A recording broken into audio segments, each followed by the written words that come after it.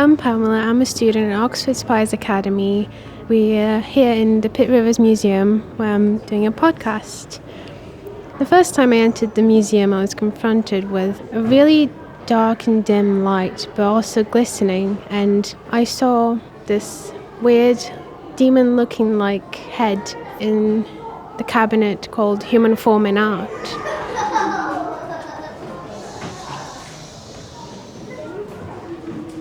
We just had a group of children walk by, so I had to pause for a second.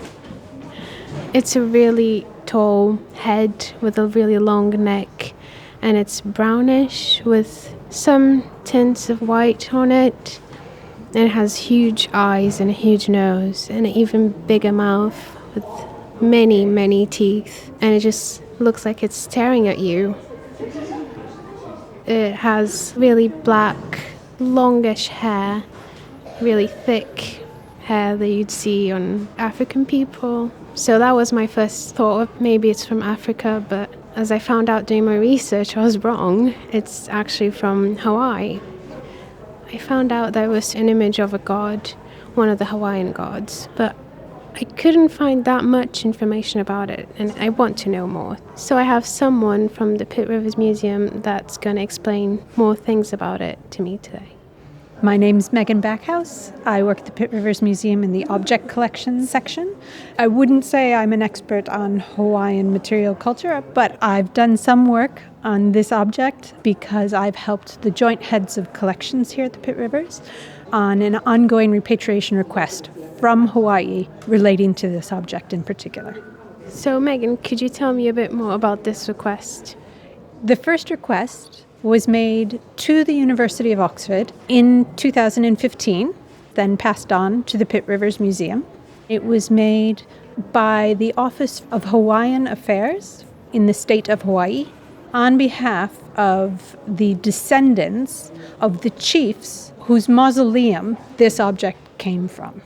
So in 1825, a British naval expedition was in Hawaii, bringing back the bodies of the King and Queen of Hawaii at the time who had died in Great Britain when they were here on a state visit. The crew and the captain went on shore into a family mausoleum, a royal mausoleum, where funerary objects in particular, as well as some remains, were kept. They brought out a variety of materials, and the captain had in his possession somehow several of these figures. He gave one to the Ashmolean Museum here in Oxford, and by 1886, this figure was in the Pitt Rivers Museum.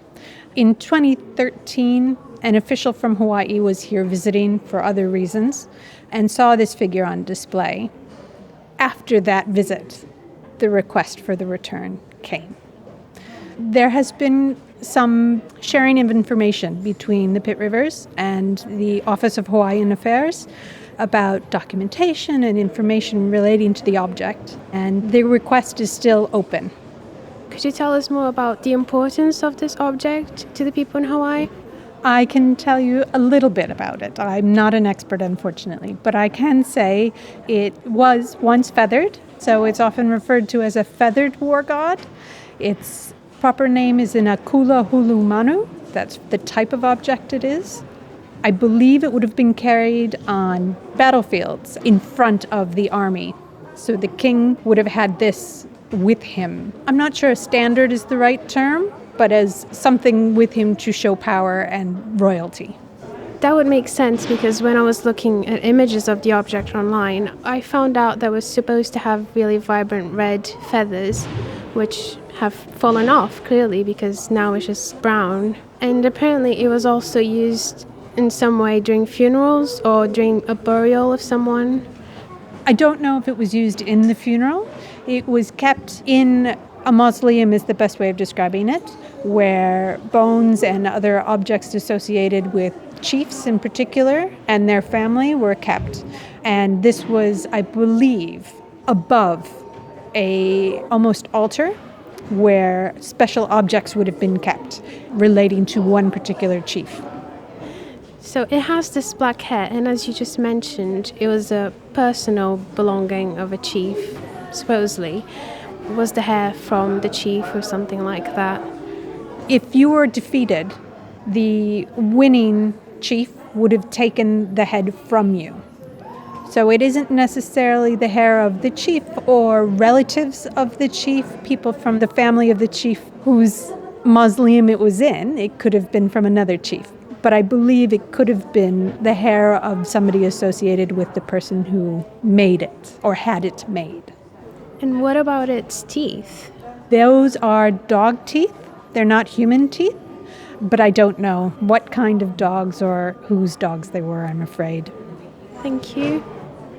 Participating in this has really made me interested in the mystical aspect of the Hawaiian culture and really value the materials that we have now.